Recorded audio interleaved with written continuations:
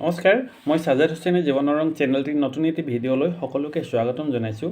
আৰু আজি মোৰ এই ভিডিঅ'টোত অসম চৰকাৰৰ অধীনস্থ শিক্ষক শিক্ষয়িত্ৰীসকলে লাভ কৰা বিভিন্ন প্ৰকাৰৰ ছুটিৰ বিষয়ে আলোচনা কৰিবলৈ লৈছোঁ।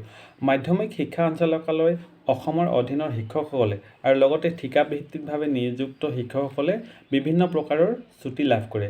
আৰু এই ছুটিসমূহ মূলতঃ 9 প্ৰকাৰৰ। যিহেতু আমাক বিভিন্ন সময়ত বিভিন্ন কাৰণত ছুটিৰ প্ৰয়োজন হয়, গতিকে এই ছুটিৰ প্ৰকাৰসমূহ পুংখানুপুংখভাৱে জানি থোৱাটো আমাৰ বাবে নিতান্তই প্ৰয়োজনীয়। সেইবাবে আপোনালোকৰ সুবিধা হয় বুলি মই এই বিভিন্ন ছুটিৰ প্ৰকাৰসমূহ আপোনালোকক জনাবলৈ লৈছোঁ। 1 নম্বৰতে আহিলে মেটাৰনিটি লিভ বা মাতৃকালীন ছুটি।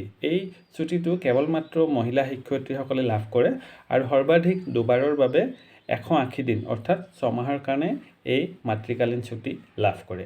দ্বিতীয় প্ৰকাৰৰ ছুটিটো হ'ল কেজুৱেল লিভ বা নৈমিত্তিক ছুটি। আৰু এই নৈমিত্তিক ছুটি একোজন শিক্ষক শিক্ষয়িত্ৰীয়ে প্ৰতিটো কেলেণ্ডাৰ বৰ্ষত 12 দিনকৈ লাভ কৰে। এবছৰত 12 দিন কেজুৱেল লিভ। ছুটিৰ 3 নম্বৰ প্ৰকাৰটো হ'ল আৰ্ণ লিভ। আৰু এই আৰ্ণ লিভ হ'ল প্ৰতি বছৰে 10 দিনকৈ লাভ কৰে প্ৰতিজন শিক্ষক শিক্ষয়িত্ৰীয়ে। আৰু এই বিভিন্ন মেডিকেল গ্ৰাউণ্ডত বা ব্যক্তিগত কিবা প্ৰয়োজনীয় কাম থাকিলে এই ছুটিটো ল'ব পাৰে। আৰু যদি এই ছুটিটো নলয় তেনেহ'লে প্ৰত্যেক বছৰে 10 দিনকৈ আপুনি যিমান বছৰ চাকৰি কৰিব সিমান ছুটিটো জমা হৈ থাকে। আৰু তাৰ বিনিময়ত শেষত যেতিয়া এজন শিক্ষক বা শিক্ষয়িত্ৰীয়ে অৱসৰ গ্ৰহণ কৰে তেতিয়া চৰকাৰৰ ফালৰ পৰা কিছু পইচা প্ৰদান কৰে। তাৰ এটা নিৰ্দিষ্ট হিচাপ আছে, সেই বিষয়ে পৰৱৰ্তী সময়ত এটা ভিডিঅ'ত ভালকৈ আলোচনা কৰিম বাৰু। তো আৰু আমাৰ লগতে বিভিন্ন আমাৰ শিক্ষক সংগঠনসকলে এই যি আমাৰ শিক্ষকসকলৰ আৰ্জিত ছুটি 10 দিনৰ পৰা 10 দিনতকৈ বৃদ্ধি কৰিবলৈ বিভিন্ন সময়ত দাবী জনাই আহিছিল। পৰৱৰ্তী সময়ত বৃদ্ধি কৰাৰ সম্ভাৱনা আছে বাৰু, সেইটো পাছত দেখা যাব। তো তেতিয়া আমি আহোঁ চতুৰ্থ ছুটিলৈ। চতুৰ্থ ছুটিটো হ'ল চাইল্ড কেয়াৰ লিভ অৰ্থাৎ সন্তানৰ যত্নৰ বাবে। এই ছুটিটো কেৱল মাত্ৰ মহিলা শিক্ষয়িত্ৰীসকলে লাভ কৰে আৰু সৰ্বাধিক মানে 2টা সন্তানৰ বাবে আৰু 730 দিনৰ বাবে লাভ কৰে, প্ৰায় আচলতে 2 বছৰ। আৰু এই ক্ষেত্ৰতো সন্তানটো যেতিয়ালৈকে 18 বছৰ বয়স নহয় তেতিয়ালৈকেহে লাভ হয়। 18 বছৰ হৈ যোৱাৰ পিছত আৰু সেই ছুটিটো লাভ নকৰে। সৰ্বাধিক 2 বছৰ 2টা সন্তানৰ বাবে কেৱল মহিলা শিক্ষক শিক্ষয়িত্ৰীসকলৰ বাবে। আৰু ইয়াৰ মাজতে মই এটা কথা কওঁ, মোৰ এই জীৱনৰ ৰং চেনেলটিত আপুনি যদি নতুনকৈ আহিছে অনুগ্ৰহ কৰি চেনেলটো ছাবস্ক্ৰাইব কৰিব পৰৱৰ্তী সময়তো বিভিন্ন ভিডিঅ'সমূহ পাই থাকিবলৈ। আৰু যদি ভিডিঅ'টো ভাল পাইছে এটা লাইক কৰি দিব আৰু আপোনালোকৰ কিবা জানিবলগীয়া থাকিলে কমেণ্ট কৰিব। আৰু লগতে ভিডিঅ'টো আপোনালোকৰ সহকৰ্মীসকলৰ মাজত তথা বন্ধু বৰ্গৰ মাজত পাৰিলে শ্বেয়াৰ কৰি দিব। তো এতিয়া আহোঁ পঞ্চমটো ছুটিৰ বিষয়ে।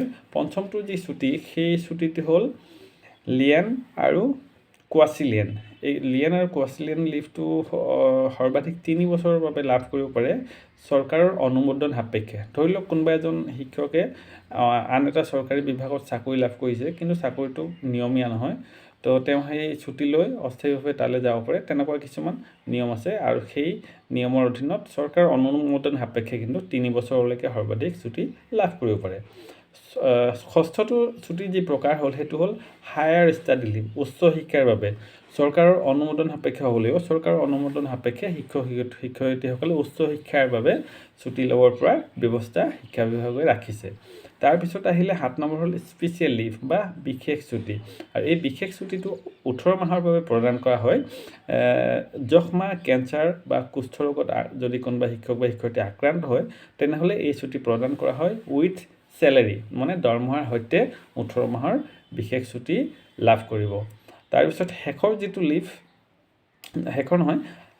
অষ্টম যিটো ছুটিৰ বিষয় সেইটো হ'ল লিভ উইদাউট পে' আৰু এক্সট্ৰা অৰ্ডিনেৰী উইদাউট পে'। এনেধৰণৰ কিছুমান ছুটি বিশেষ প্ৰয়োজন সাপেক্ষে বিশেষ সময়ত ল'ব পাৰে শিক্ষক শিক্ষয়িত্ৰীসকলে, কিন্তু তাৰ বিনিময়ত দৰমহা পোৱা নহয়। সেইটো হ'ল লিভ উইদাউট পে' আৰু এক্সট্ৰা অৰ্ডিনেৰী লিভ। তাৰপিছত নৱম যিটো ছুটি প্ৰকাৰ সেই ছুটিটো হ'ল B.Ed ডেপুটেশ্যন।